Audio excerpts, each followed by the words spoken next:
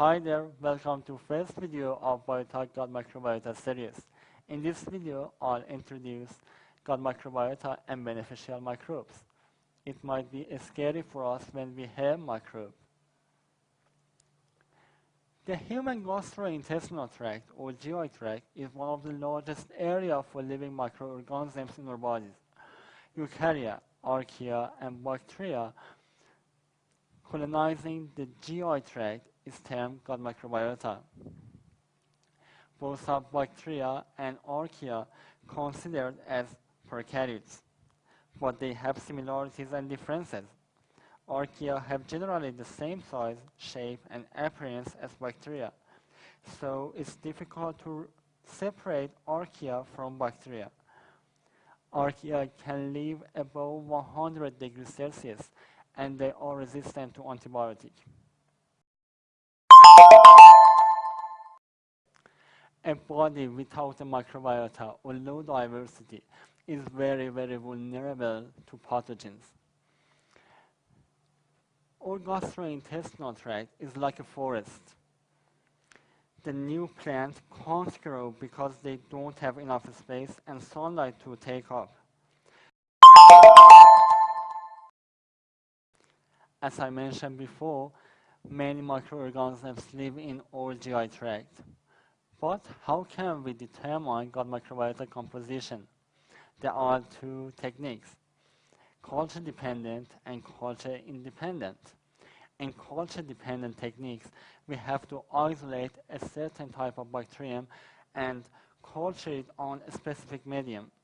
In this way, we can determine the characteristic of bacteria, such as pigments and antibiotic sensitivity. It looks an excellent way, but it has a drawback. We can't culture all bacteria, and we can culture about 30% of human microbiome.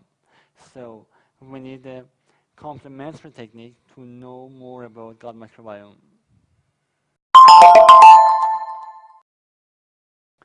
In culture-independent technique, we can use whole genome, RNA, protein, or even metabolites produced by microbiota.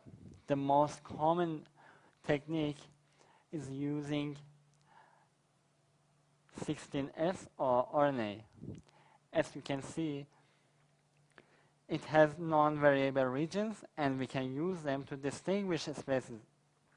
Also, we use PCR or polymerase chain reaction technique to amplify a selected fragment. In next step, we will use sequencing and blast in gene bank. You can see all the steps that are needed to identify bacteria by 16S or RNA.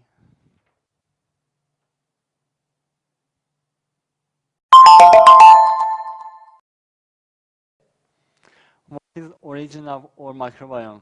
Some scientists believe that the microbial composition of human starts from birth. On the other hand, some scientists think that it begins from placenta.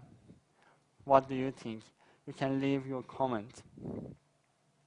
The microbial colonization is depend on different conditions. The mode of delivery, the type of diet, illness, and antibiotic treatment.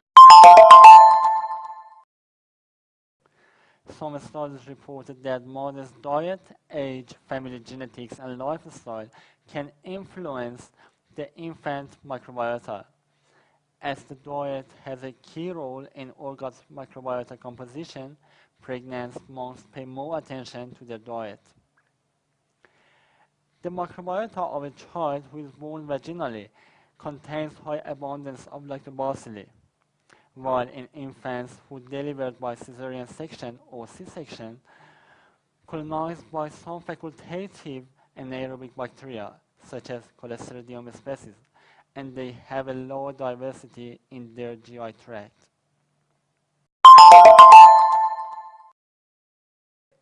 That's to say, some diseases are correlated to mode of delivery, such as allergy, obesity, type 1 diabetes, and asthma. Unfortunately, the mechanisms are unknown. In adults, the gut microbiota composition is relatively stable, but it can change by life events.